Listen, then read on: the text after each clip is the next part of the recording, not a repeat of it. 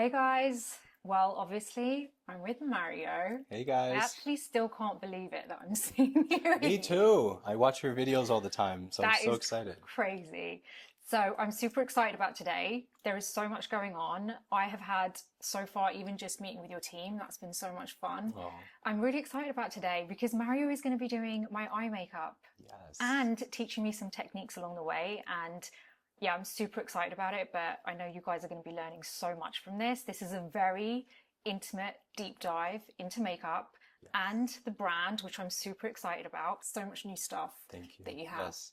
Lots of new So, stuff, fun stuff. I'm yeah, actually a little intimidated myself because you do your makeup so well. no, So I'm kind of please. curious. I might have you doing some makeup too Oh my God, to help me please. out. Yeah. I will literally fly over like that. I don't even need anything. Just tell me where to be and I will be there. Trust me. Well, we are going to get started with the makeup, and I would love to know what you're thinking, what you're envisioning, Okay. because obviously I have no idea Yeah. what you're doing. I don't think I have an idea either, but I'm gonna think of it right now. So I'm thinking I generally do a quite natural eye in terms of the shadows and stuff. I like it to be soft and diffused, with some definition, but I don't Yeah. like to get too complicated or I don't like to get into cut creases and those kind of things. So it should be fun and easy to recreate. That sounds perfect because my style is more or less what you're saying. Like Okay. I really love that very soft finish to the eye. Yes. And I generally tend to stay away from the very dark, Yes. heavy kind of sculpting on the Okay. eye. I like to keep that on the face. Yes. So, Yes. yeah, Awesome. Should perfect. we get started? Okay, let's get started. I'm also going to be asking you questions Uh-oh. throughout. So what are we thinking in terms of colors? Let me see. The first thing I'm going to do is I'm just going to sort of blend the base on the eye just a tiny bit. And I'm going to put the tiniest bit of loose powder. I'm using the shade Fair, the lightest color from the Surreal Skin soft blur setting powder. So do you generally like to powder down the eyelids before you start with the eye makeup?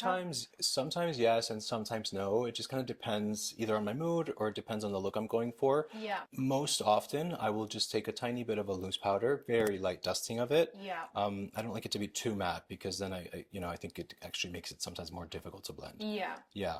And also it's Okay. nice to have a little bit of grip, on the eyelid. Yeah, I think I generally like to do the same thing, is just powder it down a very small amount, almost Yes. just to help with the crease. Yes. But I like that grip too. So it's really nice to just know that I'm doing the right thing. Because even after so many years in the industry, like you're someone that I look up to and I feel very inspired. Thank you. So for me, I feel like, as you know anyway, you're always learning. Yes.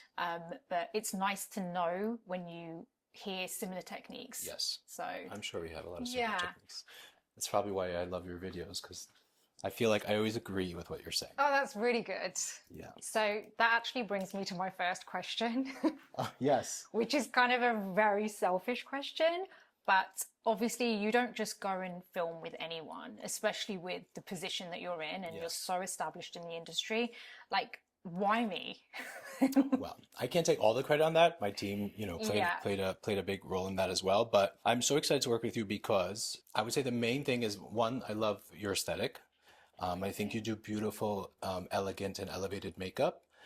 Similar, it reminds me of sort of my aesthetic, which is very soft and blown out, sometimes very simple and easy. The other thing which is very appealing to me is that I think you are an incredible educator. You're very clear and concise when you're teaching and very easy. It's very easy to follow. And I just often always agree, with what you're teaching. And, education is important to me. Yeah. I've been teaching for many, many years all around the world. And, the education is a major pillar of the Makeup and Mara brand. So it's just a perfect, Oh my gosh, I'm you going know. to try not to cry right now. But that is like So completely those are made just my a couple day. of the reasons. But I'm sure there's many more. Oh, thank you so Of much. course. That So. literally, I'm going to keep replaying that to myself privately. Anytime I'm having a bad day, I'm going to watch this back. I have a question for you. Of the two Master Mats palettes, the original and the neutrals, which one do you gravitate towards? So this all depends on my base, because if I love tanning and obviously living in Dubai, you're always out in the sun. Yes. I currently don't have much of a tan, so I overdo it with the bronzer to really Okay. warm myself up. I like that look. So when I am feeling like more bronzed skin, I go towards the neutral palette more. Okay. But if I'm not feeling the bronze skin, then I go for the warm palette. So when you don't have bronze skin, you go for the warm palette. Yeah. Interesting. So you would think, but that's interesting because that's a nice play with harmony and tone. So I also agree with that too. All right. So I might use both. I'm not sure. I'm going to start out actually with this one here. I'm going to just do like a really quick soft sculpting here. I'm not going to be too precise or spend too much time on it. And I'm going to go in with shade number 8 in the neutrals palette, which is a very neutral medium brown tone. And I might add a little bit of the shade 8 in the warm palette. In the originals, these two are my favorite browns. Oh, I love those. Number 8 in each one. So look straight for me. Yeah. Okay, now close. I'm just gonna do a quick dusting of it. I don't want it to be also too dark or too heavily defined. You have great eyelid space. Oh, thank you. So what do you think is one technique that a lot of people generally tend to get wrong? With eyes? With, eyes or just makeup in general. Okay, so I mean, there's so many things, right? I'm not one to also like to judge, but I just like to kind of, from a place of education. Yeah. A couple of things. I think tones, colors and tones is a big thing. And so if you don't have flattering tones and colors, it's going to make your makeup look less natural and it's going to have a more forced look to it. So the undertones, I guess I could say that when I see people, on the street or whatever, without judging them, but like the undertones, I think sometimes people don't get that right. Yeah. Another thing is, the blending techniques are going just overall, I would say that one of the things I see most is like overdoing certain when people don't need necessarily that much. And they overdo it, and sometimes that's a disservice. You're doing a disservice to yourself. So that's what I would say. I agree. I think a lot of people, I mean, I'm guilty of it myself sometimes, where you just maybe are not having the best of days skin wise and you end up just overdoing it because you think that's going to help to cover everything when you probably don't actually need that much. Yeah, but it's normal. It's also makeup, so you can just clean it off. So I'm just doing a very soft sculpt, and I'm just kind of focusing more on pushing it out. And the way I do that is I typically will apply the most pigment to this corner of the eye here, and then I will take the brush and then pull it out rather than actually applying the product to it.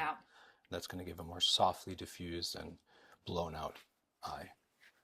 And do you agree with kind of like placement and then blending, or do you prefer to kind of apply and blend all at the same time? Both. But with the eye, like with this technique that I'm doing, I like to place the most amount of pigment here, and then I like to create the shape by pushing. Sometimes it takes a little longer because you have to kind of work to pull it out, but that's how it looks the most natural, I think. Then you get a better fade, I feel. Yes. I'm gonna take a little bit of this one. So kind of just starting at the corner there, because that's where I want it to be darkest. And then just kind of blending left and right, and then pulling out. And then I like to also have the eyes open when I'm doing the pull out here. Let me see. Yeah, that way I can really see the shape. So how do you feel like with social media, it's just so big now, and it's just not going anywhere? How do you think that has changed the way artists see skin? Oh my God. Oh, that's a good question. Because it's weird because I was sort of, definitely part of this whole social media thing. When social media was emerging, I was very quick to adapt to, Instagram, I would say, never really to YouTube. When I started doing makeup, it was just so different. We didn't have apps, and we didn't have the ability to kind of change our own work. That was very out of our control. We also didn't have social media in terms of promoting and learning. And so the way that we had to learn to become successful was by assisting very established artists. And even that was hard to do as a young artist. And today I just think there's so many different ways to learn and methods, but also it can be a little deceiving sometimes. And that, you remember that whole 2016, 14, 15, all the big beauty influencers were pushing out products and techniques and stuff, but I think the consumer was watching those things and trying to recreate it at home, and it didn't look quite like it did on camera. And so I think we have to be careful with that. But I think in today's day and age, and TikTok especially has helped with that. I'm seeing a lot more of a sort of more natural approach to makeup, something like more reality. But social media has played such a such a huge role, I think, in people's lives in terms of makeup application, education, and also in the entire beauty industry as a whole. I mean, it has really created a multi-billion-dollar industry. Yeah, there's so many positives to it. Yes. I do feel like it's kind of gone full circle almost. Like we went through this phase of everything being overly filtered, and you know, now people are showing, like you said, a lot more of kind of making things a bit more authentic, and you're seeing real skin. Yeah. And people are a lot more educated in general about what's real and what's not. Yeah, but I think also people have a better understanding, say that, you know, most, you know, it's normal. Most people are going to have a softening filter, and like, you know, that's normal. I think a lot of people do that. And I think more people know that now and understand that. Yeah. So when I'm doing eyeshadow and blending eyeshadow, I always like to put a tiny bit of loose powder on the brush, on a clean brush. And then that's kind of how I further diffuse the lines and stuff. I'm so good. I do that too. Yeah. You see? It's just a really easy way to diffuse it. Yeah. I used to do that too with like bronzers and lots of any powder products, basically. Yeah. I don't have to do it now with our new bronzer because it's kind of super blurring, and so it's Oh it my was God, designed. I just used it. Oh, you did? Amazing. Oh, I love it. I literally cannot wait to get my hands on that. It's so good. It's so good. So I told my head of product development, like I was showing her my technique of how I put powder on my brush when I'm using the bronzer, and then how I diffuse it after. And she's like, well, we can put that technology in the bronzer. Amazing. And so it's actually much easier for me to do bronzer now. And I also, when I was with your team, they mentioned, because I like to use more or less 2 products of the same thing. So like I'll always use 2 blushes, but like different shades. I like dip 1, dip twice in there. Yes. And then use it. And I do the same thing with bronzer. Yeah. And I do the same thing with concealer. That's and an they were artist saying thing. that, It's so hard. You notice how you it's a part of my nature. Like it's hard for me to do makeup unless I'm mixing several shades. Yeah. And so I do it all the time. I do it with blush, and I usually mix like a warm and a cool. Yeah. I do it with eyeshadow, similar, warm and a cool. I love neutral. Yeah. I love muted, and I love neutral. Yeah. And so I think that's just an artist thing, you know, like we mix colors because we like to create our own depth and tone, you know? It's very rare that you kind of find one and you're straight into that and use that and that's it.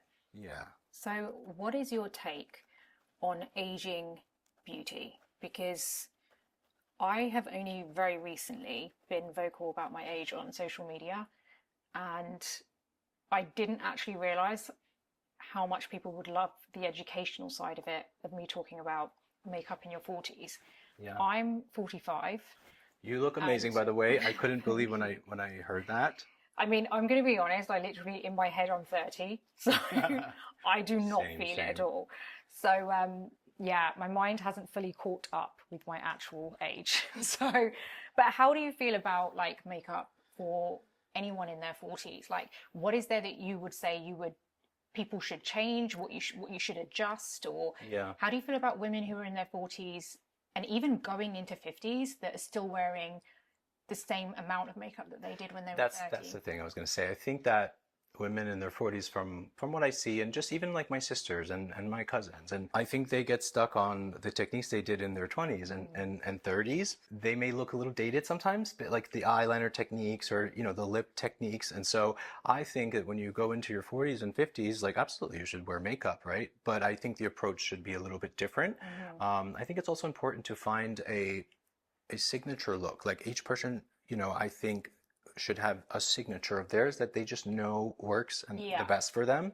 And then kind of from there, they can alter it and change it up for an evening or for an event or something like that. Yeah. But I think the amount of makeup should sort of change as well as you're getting older. You know, certain things like, you know, powders and certain things like shimmers and things like that, you know, you have to adjust those things. Maybe liners as well. You know, the eyes get a little smaller as you age, and you know, the face starts to sort of space out a little bit more, elongate, and so there are techniques that you can do to, you know, enhance those things.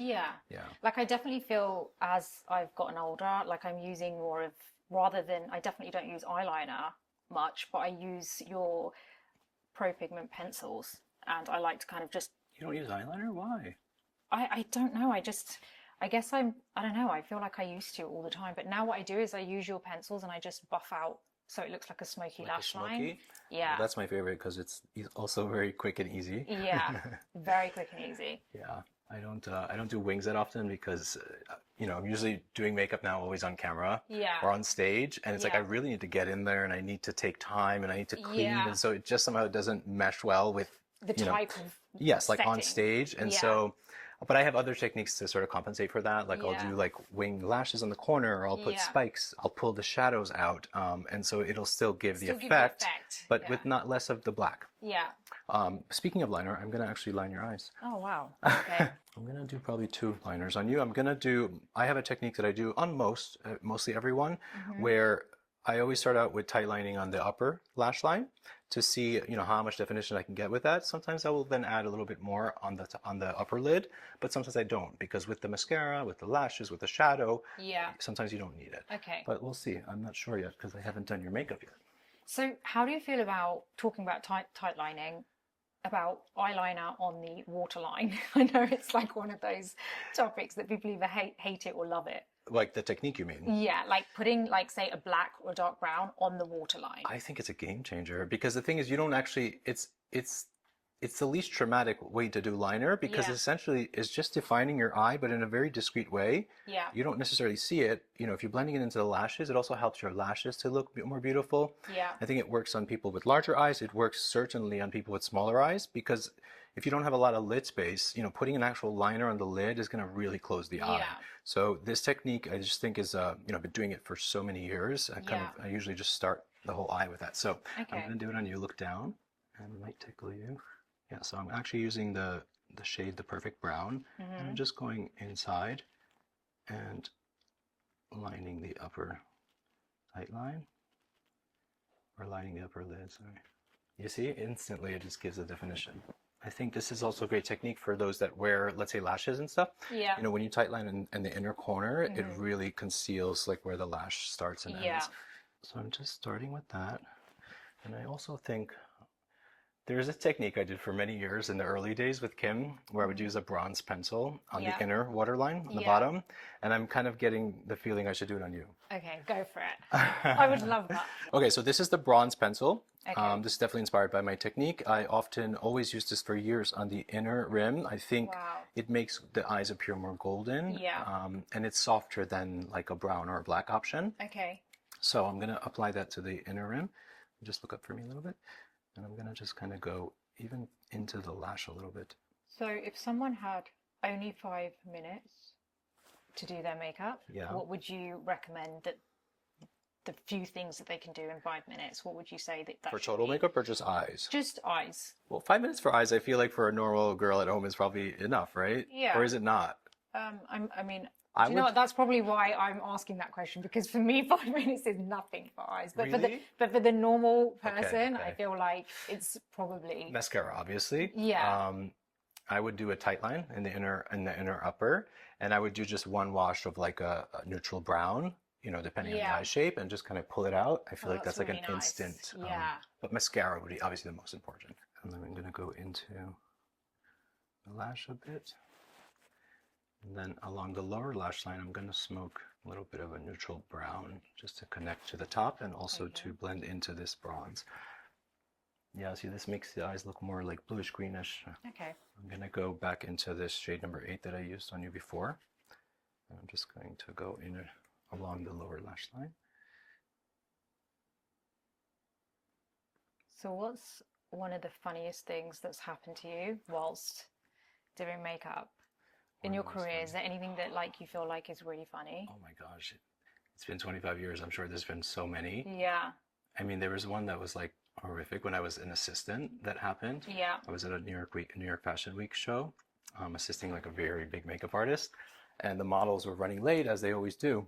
That sounds so strange, you saying with a very big makeup artist, because for me, that's you. Well, I wasn't always. I mean, I was like 20 years old, 19 years old. And so they, you know, this was a very top model, you know, almost 25 years ago. And they sort of plopped her in my seat, and there was like, we have 2 minutes. And I was cleaning something around her nose and mouth with a Q-tip, and accidentally, I don't know what happened, but the Q-tip went completely into her nose, like all the way, and she screamed, and I was terrified because I thought I was going to get fired because, you know, the person I was assisting was there. Oh my gosh. So, you know, that's not funny, but I mean, it is That's now. something that I always think about because it still haunts me. He didn't fire me, by the way. You know, it was a mistake. Another one I would say is there was a celebrity client many years ago that, you know, sometimes they're late on their flight and they have to go to an event or they have to be on TV, and so Yeah. you know, you're pressed on time. And so I remember we had to do the makeup in the backseat of the car in the nighttime with just, and I didn't have lights around in those days, with just that little head, like the light on top of the car. Oh my And gosh. so she had her head on my lap, and so I was doing her makeup sideways, and we did a full, it was so beautiful on the red carpet. Yeah. But we did it, yeah, it was from Jersey to Wow. New York, so it was about 40-minute drive. Oh my gosh. Yeah, that's another That one. sounds very stressful. But I mean, there's been so many instances, funny things, airplanes and all kinds of things. Do you, at this point in your career, ever still get nervous about anything when it comes to makeup or doing anyone's makeup? Or have you I'm assuming you've kind of surpassed that now, but No, I don't think you ever. I think there's always times where, like, I don't know if nervous is the right word, but like, you know, the feeling of just like wanting to do really good never goes away. And Yeah. so if you're working with someone new, that can be sometimes nervous because you want them to be happy. And, yeah. you know, I think there's a lot of pre-work that can be done to help you, you know, through that situation. You know, when it comes to celebrity, you know, looking on the online and looking at all of the red carpet images from the past, and what is really helpful when you do that is that you can spot immediately certain looks that doesn't look good. And so if Yeah. you put them all together and you compare them to the looks that look good, you can see, she has the wrong Right. eyeliner on. Oh, her lip was not shaped properly. Yeah. And that's how you can sort of, you know, help yourself in those situations. So you really kind of like look at what maybe doesn't suit them What and doesn't suit them. figure because out what. you can do that with anyone. If there's photos, you can always see like and notice what the difference is of when they look really great and sometimes when they don't, because not every technique works well on everybody. Yeah.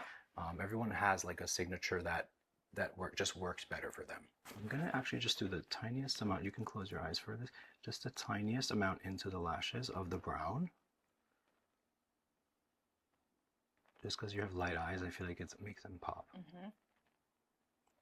And I'm using the other end just to buff it out. I do love that brush on the other end. Do you? I love Yeah. it too. I love that it's kind of dense and like a Yeah. little bit firmer. It's actually very easy to buff the pencils out. Yeah. And then I also like to take the corner and then just push it out to that desired shape. I call it the lazy wing. The lazy wing. I Yes. love that. What kind of advice do you have for makeup artists who are kind of going into different, not career paths, but like within the same industry, like career, but doing new things? Like for me, it was my first time doing the Met Gala last year. Oh, no way. Yeah, and that was Amazing. probably my biggest career highlight. Really? So like, what's your advice on kind of transitioning into things like that? Like, how do you find it when you're doing things like that? Like doing something different? Yeah, like trying to especially think. red carpet. Obviously, you're so used to it now. Yeah, I'm trying to think. I mean, I think like the social, and for me, like the social media thing, you know, before Makeup by Mario, you know, it was master classes, it was social media. I mean, I made a living off of, you know, in addition to doing my celebrity clients, I was doing master classes and I was doing a lot of brand partnerships. And that was sort of an interesting transition for me. In Yeah. that I had to adapt to that. I also had to make the decision, like, you know, do I want to do this or not? I Yeah, remember my agent having that conversation with me because I was getting offers to do, you know, but I didn't want to be labeled like contour king and I didn't want to be Yeah. labeled certain things. And, you know, they had to kind of convince me in the beginning that like these are incredible opportunities that you're saying no to. So, yeah, you know, think about that. And then I just eventually decided, I'm like, you know what? Yeah, I'm gonna go for it. I'm gonna do these things that made me uncomfortable, like going Wow. on camera, you know, talking about, you know, products for brands and stuff. I wasn't comfortable with that. But I quickly, you know, adapted. So I would say to adapt, you know, to adapt to and follow your heart. I and think your take heart. the opportunities. Yeah, sometimes you don't do something because you're worried about what someone's going to think, and I think you got to let that go. You got Yeah. to do what's in your heart because your heart will never, your gut and your intuition will never, never fail you in that sense. But also, you know, to do research, to understand what it is that you're doing, Yeah. and understand what it is that you're getting into. Yeah, I'm gonna put some sparkle, some shimmer. I feel like shimmer and sparkle is having a moment right now, and I feel like Yeah. it's really going to start trending a lot more in 26 as well. So I'm going to use the new Ethereal Eyes Nature. I'm just putting it on with the E4 brush and I'm trying to decide. Okay, which one would you choose for the lid? Oh, for me, I am obsessed with anything kind of bronzy, so I would usually go for any of these two, but Okay, this is pretty. yeah. Yeah, I feel like this will look nice with your eyes. So I'm using shade number 6, and I'm gonna just kind of pat it onto the lid from the center and inner. Did you spray the brush with? I sprayed it With the spray? Yeah. with the soft setting spray a little bit. I use that on my beauty blender. You do? Yeah. Okay. I love I it. like it. It's just natural. It's not like too much. So I'm gonna use it. It's gonna help also with any kind of shimmers because it's gonna help them to not scatter all over and just intensifies it a bit. I'm gonna mix this one with the shade number 2 to just lighten it a little bit. And then we'll go.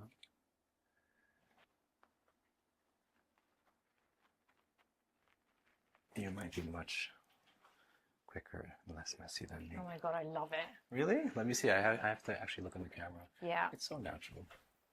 Oh my god, do you know no one's ever done my makeup before? Really? Yeah.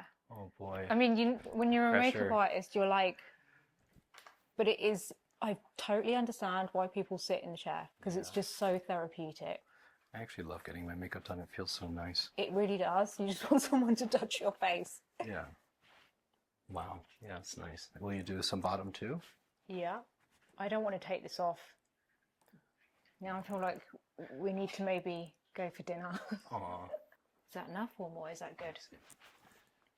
I would say a little more on this side, but it could be On the lower? Could be the, no, on the top. It could be the lighting though. Maybe that I'm not seeing it evenly. Yeah, I would say right here in the middle. Separate it a bit. Yeah, there you go. I always apply mascara with the tip. I'm gonna go into shade 3 a tiny bit.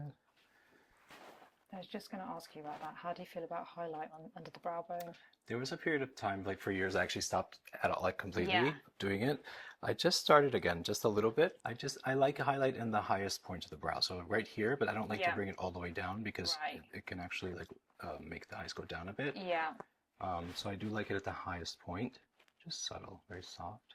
And fun fact, if you don't know, the Master Mattes, you can use these for under eye brighteners. Like if you have an area that you want to really brighten or that you want extra coverage, like this one, this one, this one, this one, these all work if you press and it gives you that like whew, just opens it up. Yeah, like it really, if you want, you know, more draw for like for the impact. Amazing. I fell in love with almond in there, by the way. It was the first time I used it. I love Travis too, but I think almond is really pretty for slightly softer.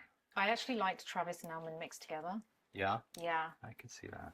So I'm gonna just go overline a little bit in the center, Cupid's bow, and then kind of go into the lip line at the outer corners. I'm using the shade Midtown. It's a very cool tone nude, nudie pink. I love this one.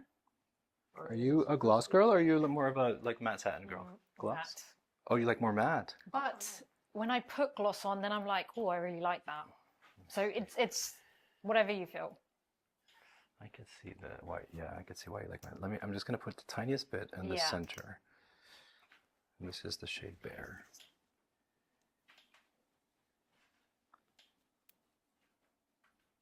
Okay, so my look is finished and I haven't actually looked at it properly. I had a peek and I was like, oh my God. Oh, it's so simple. Yeah, but I have said this so many times on my videos that no one's ever done my makeup. And for the fact that it is you thank you. who's done it is like amazing for me. It's such a, it's another career highlight for me where I just feel like it's someone that I've looked up to for so long and inspires me.